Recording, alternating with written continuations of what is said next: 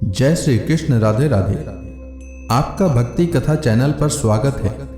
आपका दिन शुभ और मंगलमय हो।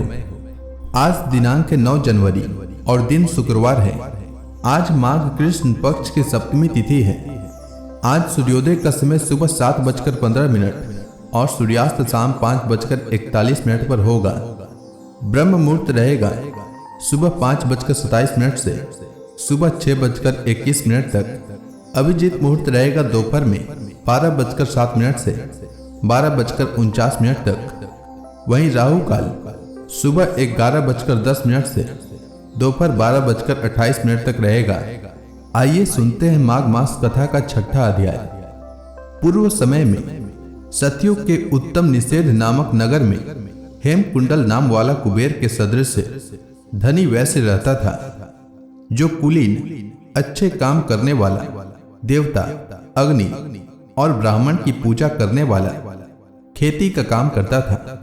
वह गौ, घोड़े, भैंस आदि का पालन करता था। दूध, दही, छाछ, गोबर, घास, गुड़, चीनी आदि अनेक वस्तु बेचा करता था, जिससे उसने बहुत सा धन इकट्ठा कर लिया था। जब वह बुढ़ा हो गया तो मृत्यु को निकट समझकर उसने धर्म के कार्य करना आरंभ किया। भगवान विष्णु का मंदिर बनवाया। कुआं, तालाब, बावड़ी, आम, पीपल आदि वृक्ष के तथा सुंदर बाग बगीचे लगवाए। सूर्योदय से सूर्यास्त तक वह दान करता। गांव के चारों तरफ जल की प्याऊ लगवाता। उसने सारे जन्म भर जितने भी पाप किए थे उनका प्रायश्चित करता था। इस प्रकार उसके 2 पुत्र उत्पन्न हुए, जिनका नाम उसने कुंडल और विकुंडल रखा। जब दोनों लड़के युवावस्था के हुए तो हेमकुंडल वैश्य गृहस्थी का सब कार्य सौंपकर तपस्या के निमित्त वन में चला गया और वहां विष्णु भगवान की आराधना में शरीर को सुखाकर अंत में विष्णु लोक को प्राप्त हुआ। उसके दोनों पुत्र लक्ष्मी के मद को प्राप्त होकर बुरे कर्मों में लग गए।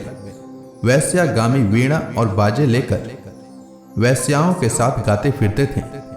अच्छे सुंदर वस्त्र पहनकर सुगंधित तेल आदि लगाकर भांड और खुशामदियों से घिरे हुए हाथी की सवारी और सुंदर घरों में रहते थे। इस प्रकार ऊपर बोए बीज के सदृश से वह अपने धन को बुरे कामों में नष्ट करते थे।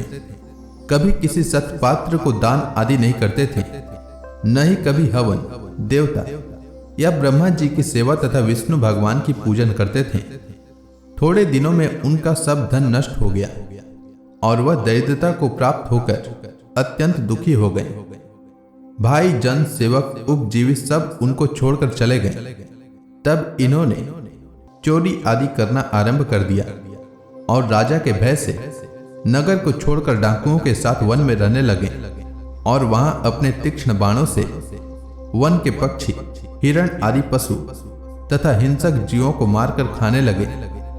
एक समय इनमें से एक पर्वत पर गया, जिसको सिंह मारकर खा गया, और दूसरा वन को गया, जो काले सर्प के डसने से मर गया। तब यमराज के दूत उन दोनों को बांधकर यम के पास लाए और कहने लगे कि महाराज, इन दोनों पापियों के लिए क्या आज्ञा है। इसके आगे यमराज ने क्या कहा यह मैं कल के अध्याय में सुनाऊंगा। तो इसी के साथ यह अध्याय समाप्त हुआ। तो प्रेम से बोलिए विष्णु भगवान की जय। अब आइए सुनते हैं माघ मास में भागवत पुराण का आज का अध्याय। राजा परीक्षित ने पूछा, भगवान, योग रूप वायु से प्रज्वलित हुई ज्ञानाग्नि से जिनके रागादि कर्म बीज दग्ध हो गए हैं, उन आत्माराम मुनियों को देववश यदि स्वयं ही अणिमादि सिद्धियां प्राप्त हो जाए तो वे उनके राग द्वेषादि कलेशों का कारण तो किसी प्रकार हो नहीं सकती। फिर भगवान ऋषभ देव ने उन्हें स्वीकार क्यों नहीं किया। श्री सुखदेव जी ने कहा, तुम्हारा कहना ठीक है, किंतु संसार में जैसे चालाक व्याध अपने पकड़े हुए मृग का विश्वास नहीं करते, उसी प्रकार बुद्धिमान लोग इस चंचल चित्त का भरोसा नहीं करते। ऐसा ही कहा भी है, इस चंचल चित्त से कभी मैत्री नहीं करनी चाहिए। इसमें विश्वास करने से ही मोहिनी रूप में फंसकर महादेव जी का चिरकाल का संचित तप क्षीण हो गया था। जैसे व्यभिचारिणी स्त्री जार पुरुषों को अवकाश देकर उनके द्वारा अपने में विश्वास रखने वाले पति का वध करा देती है, उसी प्रकार जो योगी मन पर विश्वास करते हैं उनका मन काम और उसके साथी क्रोधादि शत्रुओं को आक्रमण करने का अवसर देकर उन्हें नष्ट भ्रष्ट कर देता है। काम, क्रोध, मद, लोभ, मोह और भय आदि शत्रुओं का तथा कर्म बंधन का मूल तो यह मन ही है। इस पर कोई भी बुद्धिमान कैसे विश्वास कर सकता है। इसी से भगवान ऋषभ देव यद्यपि इंद्रादि सभी लोकपालों के भी भूषण स्वरूप थे, तो भी वे जड़ पुरुषों की भांति अवधूतों के से विविध वेश, भाषा और आचरण से अपने ईश्वरीय प्रभाव को छिपाते रहते थे। अंत में उन्होंने योगियों को देह त्याग की विधि सिखाने के लिए अपना शरीर छोड़ना चाहा।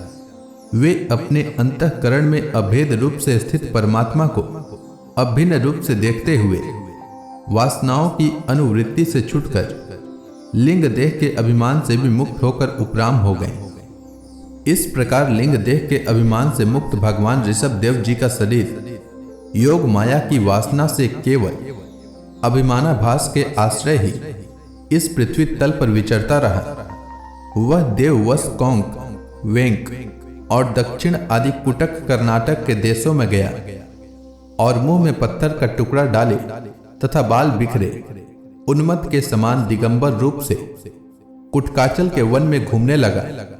इसी समय झंझावत से झकझोरे हुए बांसों के घर्षण से प्रबल दावाग्नि धधक उठी और उसने सारे वन को अपनी लाल लाल लपटों में लेकर ऋषभ देव जी के सहित भस्म कर दिया।